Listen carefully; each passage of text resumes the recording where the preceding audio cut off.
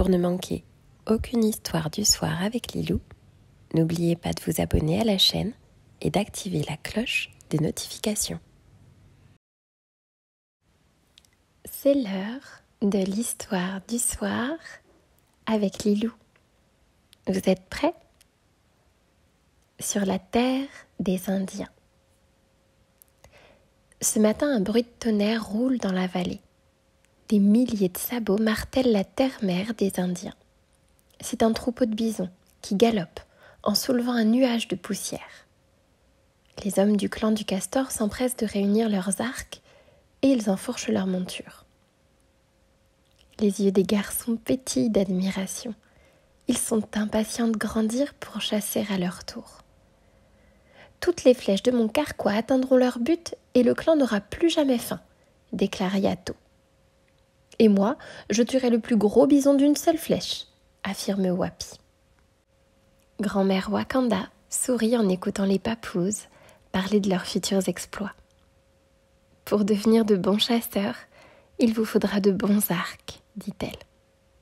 Dans l'après-midi, elle propose aux petits Indiens d'apprendre à fabriquer leurs arcs et leur dévoile tous les secrets du bois. Avec le chêne blanc, votre arc aura la souplesse du serpent et la force de l'ours. Les papous commencent alors à couper des branches.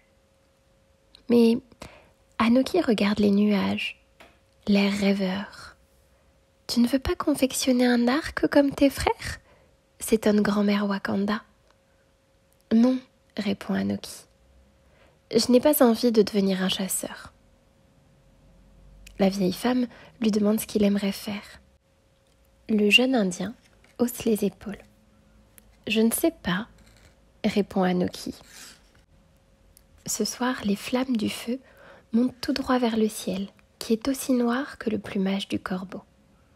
Les étoiles et la lune n'existent pas encore dans le ciel des Indiens. Tout le monde s'est rassemblé autour de grand-mère Wakanda, qui raconte des belles histoires. L'une d'elles se passe dans un pays bien loin d'ici.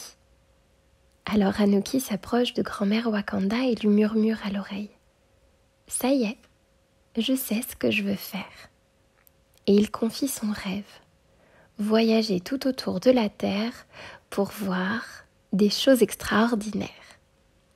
Quand tout le monde s'est endormi, grand-mère Wakanda retourne dans son tipi. Elle choisit un joli morceau de peau de cerf et un tendon bien solide qu'elle enfile dans une aiguille en os. Pour faire un aussi long voyage, Anoki aura besoin d'une bonne paire de mocassins.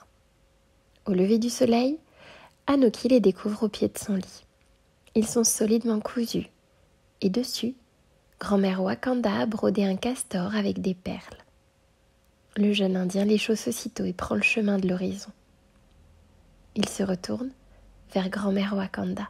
« Ne t'inquiète pas, je reviendrai, » lui promet-il.